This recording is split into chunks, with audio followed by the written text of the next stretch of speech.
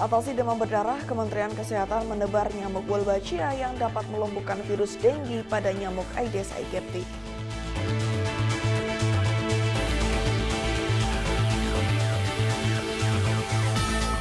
Aibda Agung melakukan penanaman terumbu karang dan pelestarian penyu untuk menjaga ekosistem alam.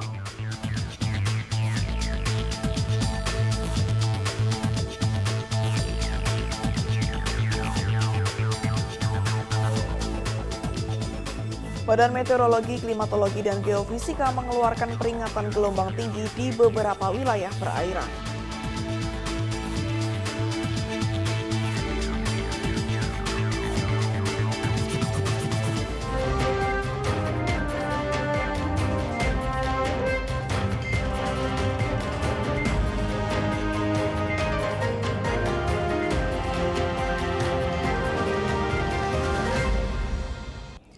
Selamat pagi pemirsa, Halo Presisi kembali hadir edisi Jumat 27 Oktober 2023.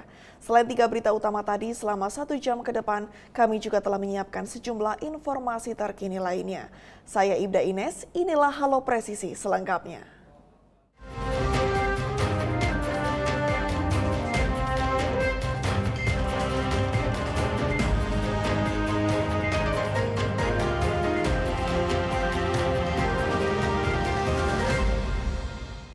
Menteri Kesehatan Budi Gunadi Sadikin memulai program pencegahan demam berdarah menggunakan teknologi Wolbachia, yaitu bakteri yang tumbuh di serangga, terutama nyamuk dan mampu melumpuhkan virus penyebab demam berdarah.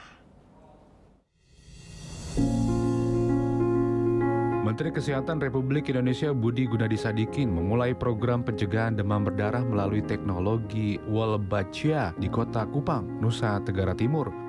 Metode ini dapat melumpuhkan virus dengue pada nyamuk Aedes aegypti sehingga dapat mencegah penularan kasus demam berdarah di Indonesia. Ada pada tubuh serangga yang hidup pada tubuh serangga, dan bakteri Wolbachia ini aman bagi lingkungan, aman bagi manusia, dan aman juga bagi serangga. Kami dari Korlap dan Kader akan membagikan ember-ember yang berisi telur nyamuk Wolbachia bersama pakan-pakannya, dan diharapkan pada hari ke-7 dan hari ke-14 ember-ember yang dikasih telur dan air ini sudah menjadi nyamuk dewasa, nyamuk yang berwolbachia, sehingga keluar nyamuk-nyamuk ini boleh terbang keluar lewat lubang-lubang yang sudah diberikan di ember ini, sehingga kawin sama nyamuk-nyamuk lokal. Untuk penanganan demam berdarah, Kementerian Kesehatan Republik Indonesia akan menyebarkan ember berisi telur nyamuk yang sudah ada bakteri Wolbachia ke warga setempat di Kota Kupang.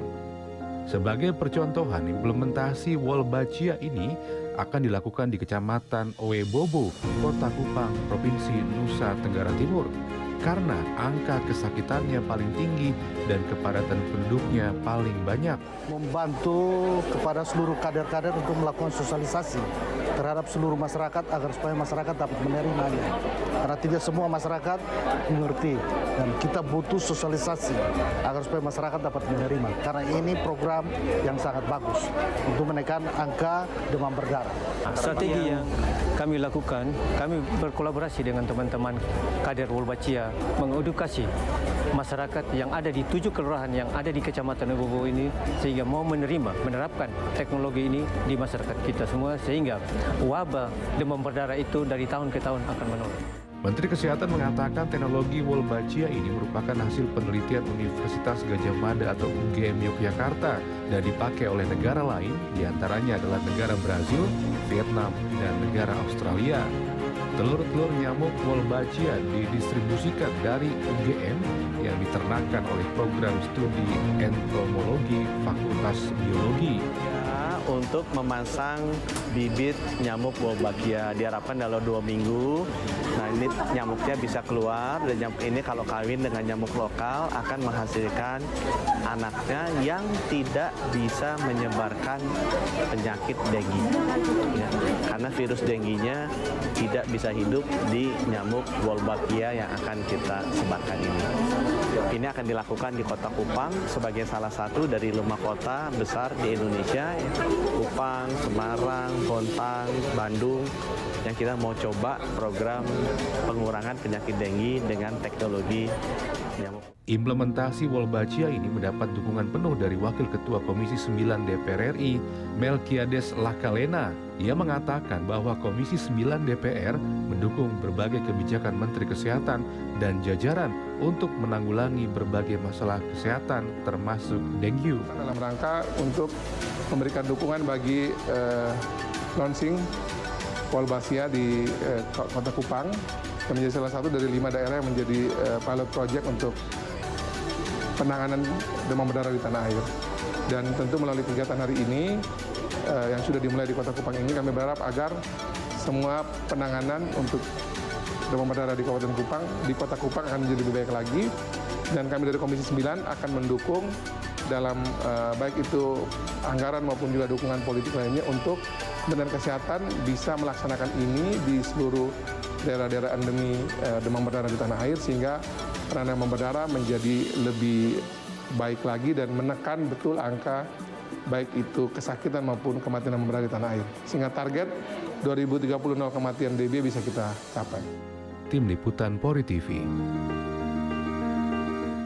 Pemirsa, Kapolda Maluku Irjen Pol Lotaria Latif menghadiri kegiatan Lokakarya dan Sarasehan tentang kebebasan pers, kebebasan berekspresi, serta penanganan kekerasan terhadap jurnalis untuk personil Polri di wilayah Polda Maluku. Kegiatan yang dilaksanakan oleh Kompolnas Republik Indonesia ini diharapkan dapat menjadi sarana untuk saling berbagi informasi. Berlangsung pada hari Rabu 25 Oktober 2023, Komisi Kepolisian Nasional Kompolnas Republik Indonesia melakukan lokakarya tentang kebebasan pers, kebebasan berekspresi, serta penanganan kekerasan terhadap jurnalis untuk personel Polda Maluku.